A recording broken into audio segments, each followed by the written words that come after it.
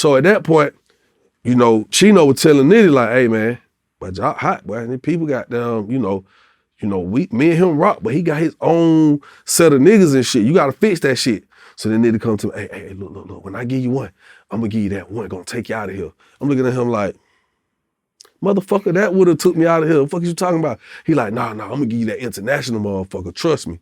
So we wait months and months and months and shit, and then Chino hit me. Chino say, hey, I'm finna we gonna meet with Nitty. He ready to go in, which I'm looking at Chino like, man, fuck Nitty, man. I'm like, man, cause bro gonna goddamn make a nigga do something. You know what I'm saying? So he came to the house. Chino skitting the nigga down 5 racks, like 4,800. He wanted 5,000. Chino gave him 4,800, and it was something he owed Chino a little 200 or something. So they like, don't worry about it. I remember Nitty walking out the door. I said, Chino. I said, bro, you better get a receipt from that nigga. He like, nah, that nigga found.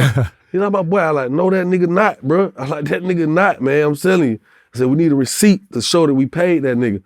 Chino like, man, he gonna give us one of the ones. And I'll never forget going in the studio with that nigga. As soon as we got in, I was sitting here like, here go my shot. Here's my one shot with this nigga, because if we don't get nothing out of this nigga, I'm probably not gonna fuck with him again. You know what I'm saying? And I'm being truthful, because I genuinely, originally, I liked Nitty. I was like, man, I like him. He's just a hood nigga like me, you know? And we went in there, he went to hit them goddamn keys.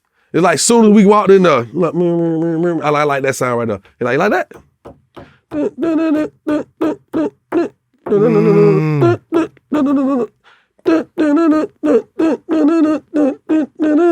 Everybody in the room like, yeah.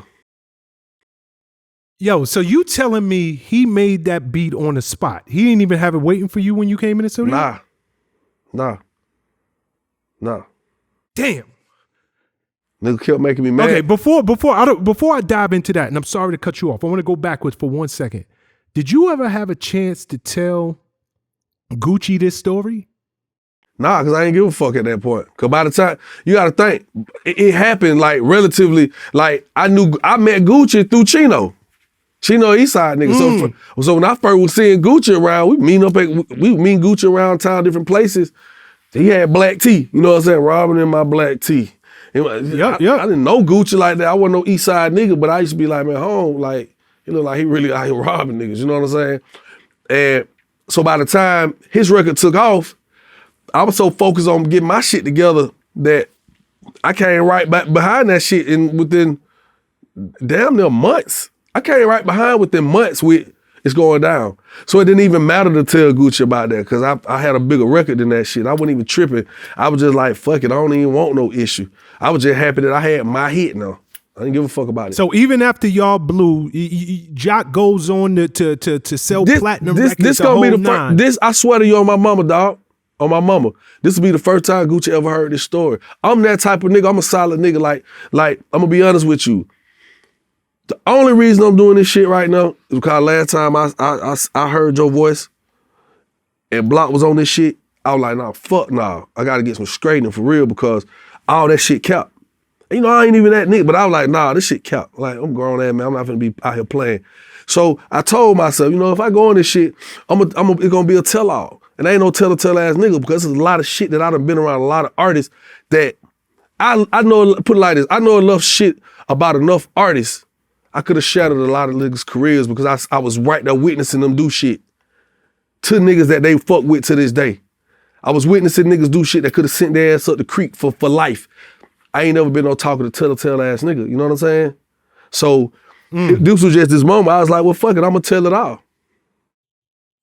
Okay, we gonna get to the whole Block thing, and you know, I know certain things you want to address, and I'm not sure what exactly. I got an idea, but we'll get to that. Let's go back to your hit.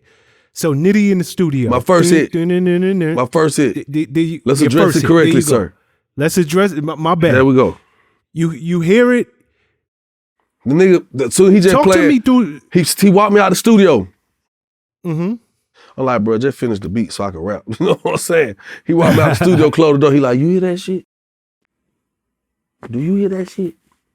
He like, boy, that might be a problem. I'm looking at him like, I mean, it's jamming. but I'm still not happy with you, nigga. You know what I'm saying? I still was just like, all right. You know what I'm saying? So when I went back in there, I took the beat home. He like, nah, don't force it. Take it home. But at that point, I was trapping. Chino had the goddamn bags, you know what I'm saying? And I was trapping out of goddamn Econo Lodge. And Hurricane Katrina had just hit. And I remember seeing some shit with Juvenile. I was like, damn, what the fuck Juvie goddamn? I'm like, damn, he down there in New Orleans with this shit. I'm like, damn, I was a fan of Juvie. And I was like, what would Juvie do right now to my song? And I was playing the beat instrument on the goddamn the CD player. I just kept playing. And I was just like, it's going down. I was trying to talk like Juvie. You know what I'm saying? So when I went back to the studio the next day, they were like, so what you got? I was like, it's going down. And them niggas were like, yeah. Then Chino and Nitty were like, you need to say what the fuck going down. What the fuck going down? I was like, shit, I don't know what's going down, but you could meet me in the trap. That was the first shit came out of my mouth. Meet me in the trap. And everybody said they going down. And I was like, oh shit. And we just kept going. And before you know it, I was in there. We doing the verse. You know, we did the verses. No, we laid the hook. No. We did the verses first. Then I came back with the hook. And me, Nitty, and me and Nitty kept arguing because I was like, man, can I please get a hi-hat in this motherfucking beat, dog? He would not give me a hi-hat. He like, nah, they were gonna make it different. Trust me. I like, man, will you please give me a fucking hi-hat? Just the beat is not. He like, no, trust me. I was like, so then I had some other shit in the hook too. Then him and Chino like, nah, we're gonna cut that shit out. We're just gonna do this. And I was like, all right, y'all niggas just take over the shit then. Can't get a fucking hi-hat. I was mad. But by the time I walked out that studio, I knew because niggas was coming in, was like, you gotta think I had been around, right? And that's in the sector with Nitty. And niggas didn't know what my position was. They just would see me with Miss B or that with Nitty. They don't know what, them niggas didn't even know I rap. You know what I'm saying? Cause I always just I'm watching niggas. I'm not letting you niggas know what I'm doing. And I was watching niggas coming there like, the song come on, niggas like, but who is that? And then they'll be like, that nigga right there. But that's Shoe? When I was getting that reaction, I knew. I was like, yo, we out of here. I got one. Definitely. Knew it instantly. That's dope, kid. That's dope.